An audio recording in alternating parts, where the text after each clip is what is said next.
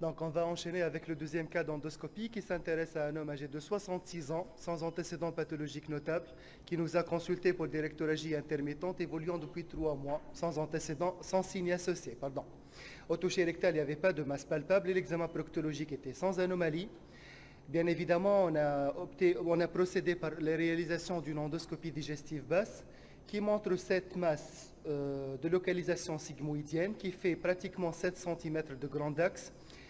Elle est à muqueuse de recouvrement qui est parfaitement saine. Elle semble être pédiculisée et elle comble toute la lumière du côlon sigmoïde, mais reste toujours franchissable par l'endoscope. En fait, la première question, quel diagnostic a évoqué devant cet aspect endoscopique? Est-ce qu'on peut évoquer les tumeurs stromales coliques, les lyomyome coliques, les lipomes coliques, les adénomes, ou bien un aspect de compression extrinsèque?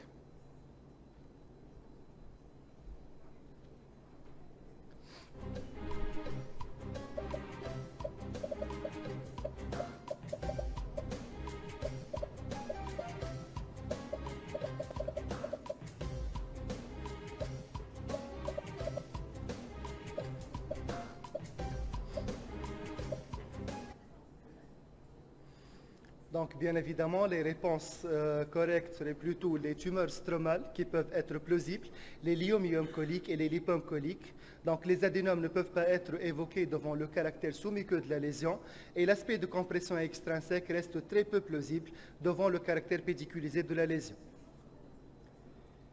Donc, la deuxième question, quel examen paraclinique à pratiquer en première intention pour caractériser la lésion? Est-ce qu'on va procéder par la réalisation d'une TDM avec injection de produits de contraste en première intention, une IRM, ou bien des biopsies profondes de la masse en vue d'une étude histologique, ou bien le dosage de l'ACE?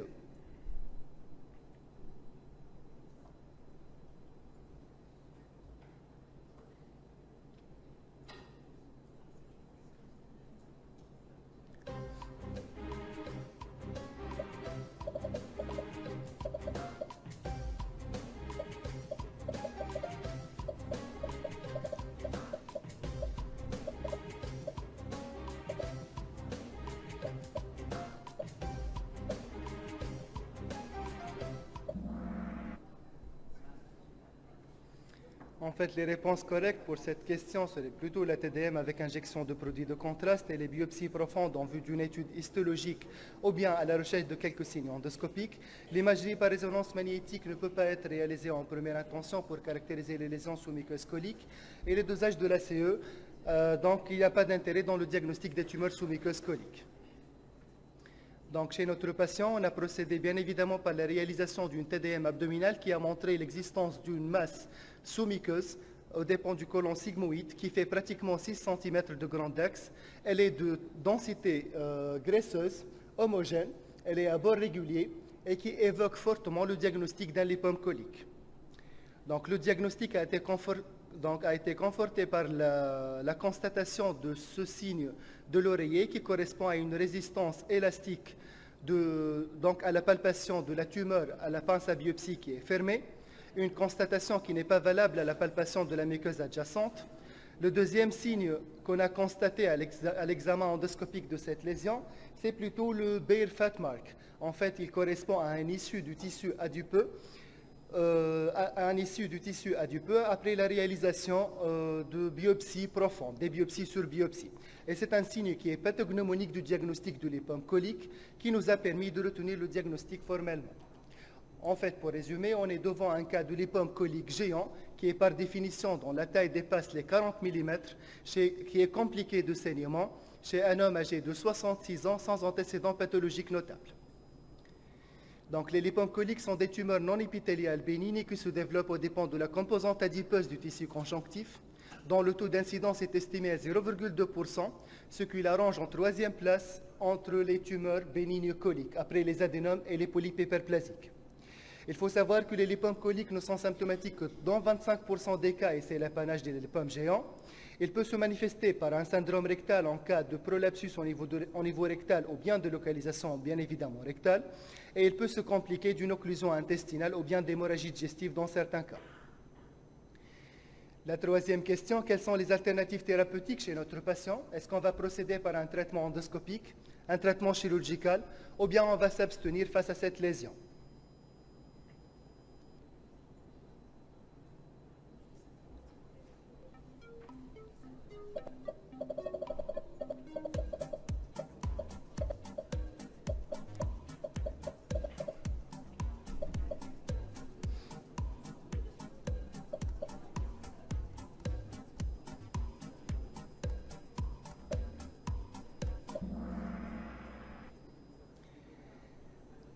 Donc, il faut savoir que l'intervention thérapeutique face à un lipome colique garde seulement deux indications. La première étant les tumeurs géantes à risque de complications et la deuxième est bien évidemment les tumeurs compliquées ou symptomatiques. En fait, le traitement de référence serait le traitement endoscopique étant donné son caractère conservateur. Et il requiert une élimination au préalable, une élimination formelle de malignité, donc étant donné que le diagnostic différentiel avec les lipomes coliques étant les liposarcomes coliques, et il est préféré en cas de saignement minime ou de syndrome subocclusif. Donc, le traitement endoscopique peut être basé sur différentes techniques. La première étant la mucosectomie protégée par endoloupe, qui est une technique largement pratiquée dans certains centres tunisiens.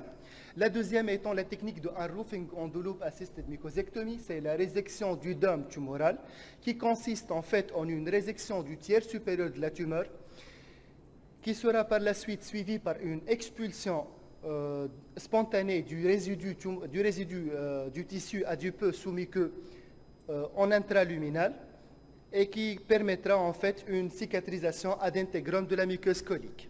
Il faut savoir qu'avec cette technique, il y a un risque en fait de réépithélialisation excessive en cas d'une résection qui est limitée, qui entraverait plutôt l'expulsion du résidu tumoral sous-muqueux. La troisième technique étant la loop and let go technique.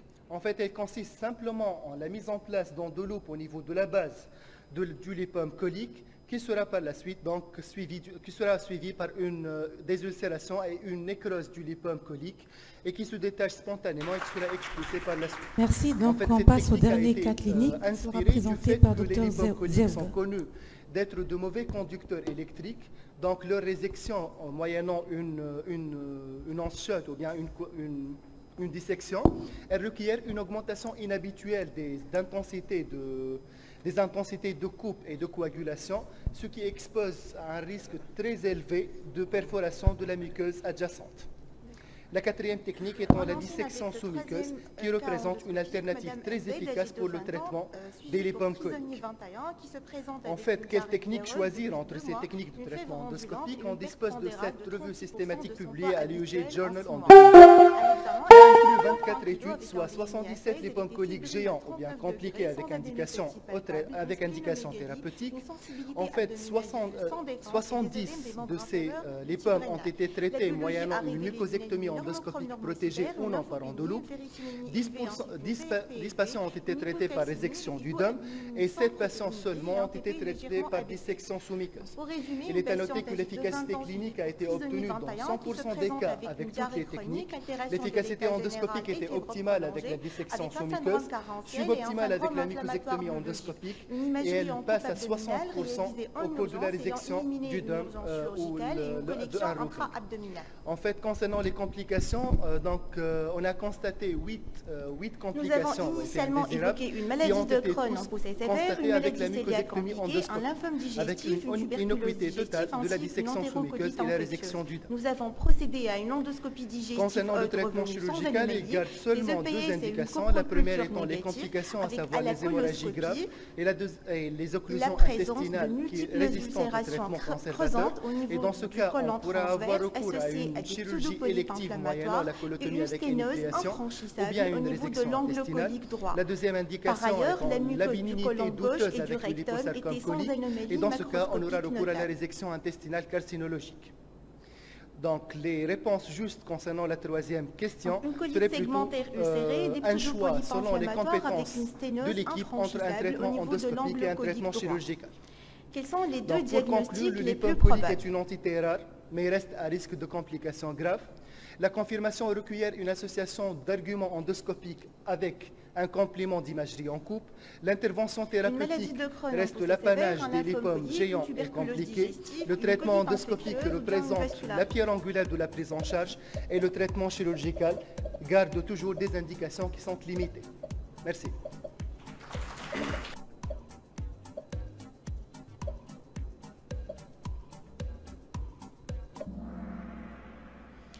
Les bonnes réponses, une maladie de Crohn non poussée sévère, oui, devant la diarrhée, le syndrome carencé, le syndrome inflammatoire biologique et la colite ulcérée, une tuberculose digestive évoquée surtout devant le terrain, la fièvre prolongée, la lymphopénie et la présence d'une sténose colique.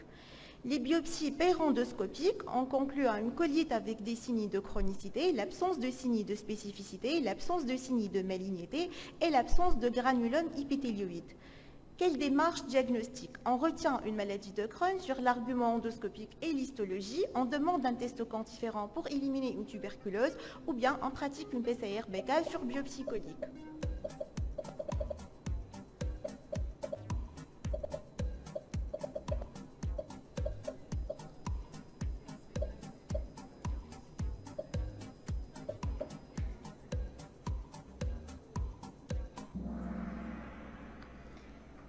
La bonne réponse c'est C. On retient une maladie de Crohn, non, parce que la fièvre prolongée et la splénomégalie sont atypiques au cours d'une maladie de Crohn.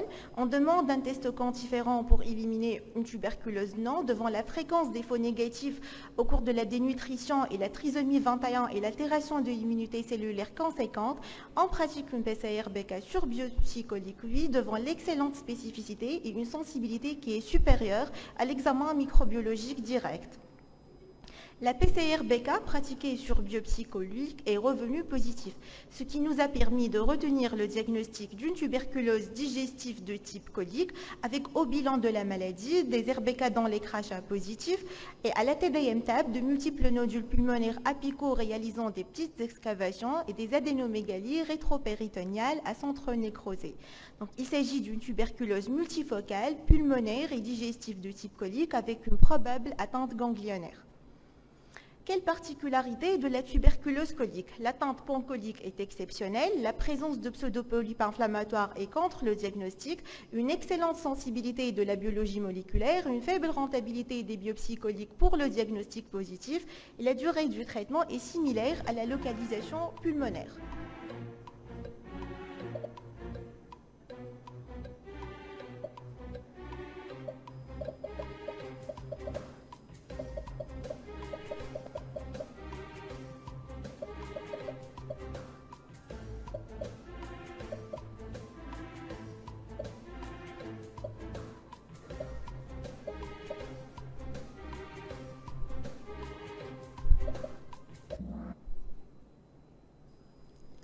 Donc, pour rappeler, la tuberculose intestinale est la 6e forme extrapulmonaire de la tuberculose. Elle est révélée par une occlusion intestinale dans 20 à 27% des cas. L'atteinte colique isolée est de l'ordre de 10% et les principales complications sont la sténose, l'hémorragie, la perforation et les fistules.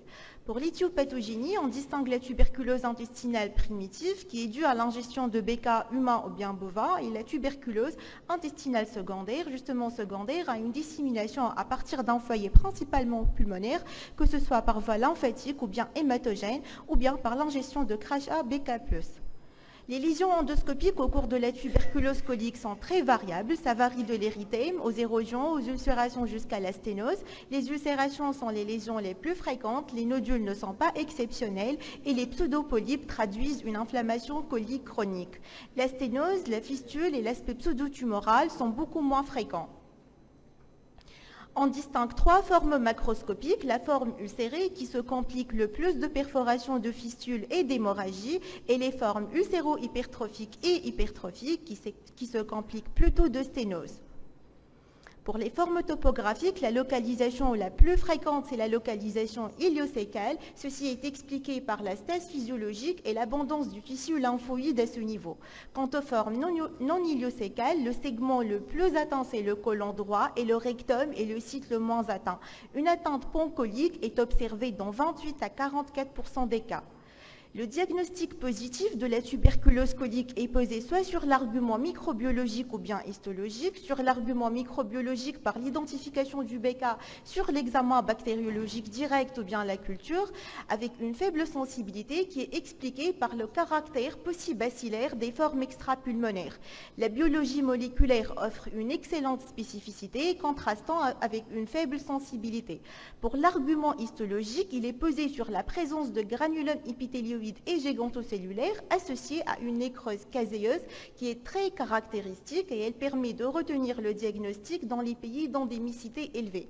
L'absence de granulome est expliquée par sa localisation sous-muqueuse et séreuse, d'où l'intérêt de pratiquer des biopsies coliques profondes en cas de suspicion de tuberculose colique. Quant au traitement, ça rejoint les mêmes modalités que la tuberculose pulmonaire, 2 mois de HRZE, 4 mois de HR. L'efficacité est évaluée sur la clinique et la biologie. L'évaluation endoscopique à la fin du traitement n'est pas systématique, mais si réalisée, elle permet de détecter les formes résistantes au traitement médical afin d'adapter la prise en charge. Les bonnes questions sont D et E. Une faible rentabilité des biopsies coliques pour le diagnostic positif, oui, devant la localisation sous-muqueuse et séreuse des granulomes, et la durée des traitements, il est similaire à la localisation pulmonaire. L'atteinte pancolique n'est pas exceptionnelle et les pseudopolypes inflammatoires traduisent une inflammation colique chronique, ils sont de l'ordre de 16%, et la biologie moléculaire, elle a une faible sensibilité. Quelques particularités de la tuberculose au cours de la trisomie 21, l'altération de l'immunité cellulaire les rend prédisposés aux infections, un défaut de verbalisation des symptômes qui aboutit à un diagnostic souvent tardif, les formes sévères et disséminées sont les plus rapportées et l'altération de l'état nutritionnel est souvent au premier plan. Le traitement rejoint les mêmes modalités que le sujet immunocompétent et un monitoring étroit est indiqué devant la fréquence des effets indésirables. Pour notre patiente, un traitement antituberculeux démarré avec une prise en charge nutritionnelle, une réponse clinico-biologique lente et une surveillance intra-hospitalière initiale devant le terrain. Pour conclure, la tuberculose digestive a une présentation clinico-endoscopique très variable. L'atteinte iléocécale est la plus fréquente, l'atteinte colique étendue n'est pas exceptionnelle et un examen microbiologique est à pratiquer en cas de doute diagnostique, même en absence de présentation classique. Les modalités thérapeutiques sont similaires à la tuberculose pulmonaire, mais une surveillance étroite des effets indésirables est indiquée en présence de terrains particuliers. Et merci.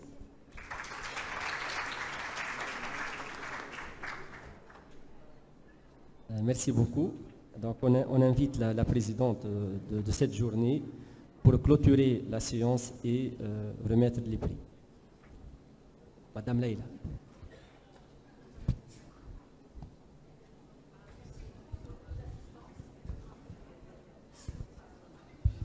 Merci tout le monde d'être resté jusqu'à une heure donc assez tardive, un samedi. Merci beaucoup. Et on va afficher donc les gagnants. Donc on va afficher le résultat. Il y a Anna Samer, Amal et le gagnant Rihab. Rihab Limé. Alors il y a deux cadeaux, Bravo, Rihab. 2 chèques cadeaux. Le premier et le deuxième. Et pour le troisième, ça sera donc une prise en charge pour l'année prochaine, pour notre journée, inscription et hébergement. يعطيكم الصحة برافو.